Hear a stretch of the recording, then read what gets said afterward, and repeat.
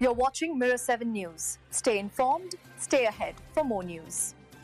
The Atlantic Ocean is putting on quite a dramatic show this week, and forecasters are struggling to keep up. Right now, Hurricane Gabrielle is racing across the North Atlantic, and all eyes are on the Azores, a Portuguese island chain sitting right in its path. At the same time, Tropical Storm Humberto has formed, and a couple of other tropical waves are also swirling around, making the September hurricane forecast look, in the words of meteorologists, like an utter mess. Gabrielle has been an impressive storm.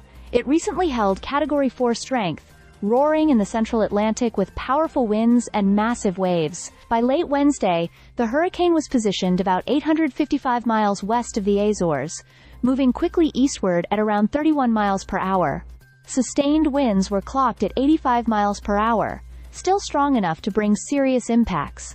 Because of the projected track, a hurricane warning was issued for the Azores. This means residents have been told to prepare for possible flooding, dangerous coastal conditions, and winds strong enough to make outdoor preparations risky. Forecasters say rainfall could reach up to 5 inches across parts of the islands from Thursday into Friday, raising concerns about flash flooding. What makes the situation even more complicated is that Gabrielle is not the only storm on the map. Tropical storm Humberto has spun up in the Atlantic, located east-northeast of the Leeward Islands, with winds near 45 miles per hour.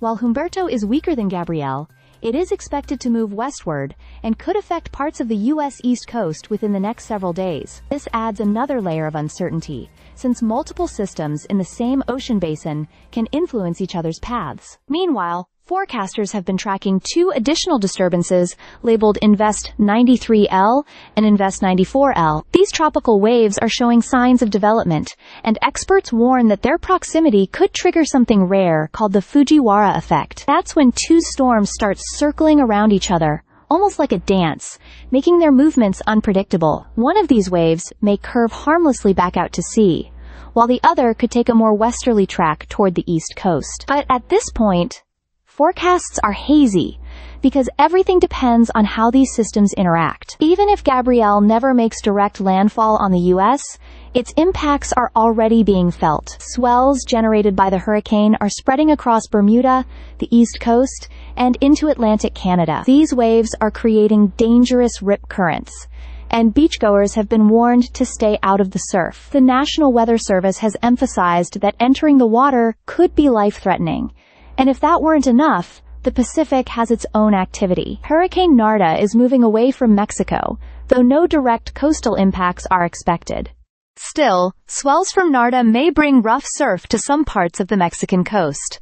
So between Gabrielle threatening the Azores, Humberto forming in the Atlantic, and new waves developing, the Atlantic hurricane season has suddenly gone from relatively quiet to extremely active. For now, forecasters say anyone living near the East Coast, in the Azores, or along the Atlantic shoreline should keep monitoring updates closely, because this stormy picture is far from settled. Stay subscribed for more videos.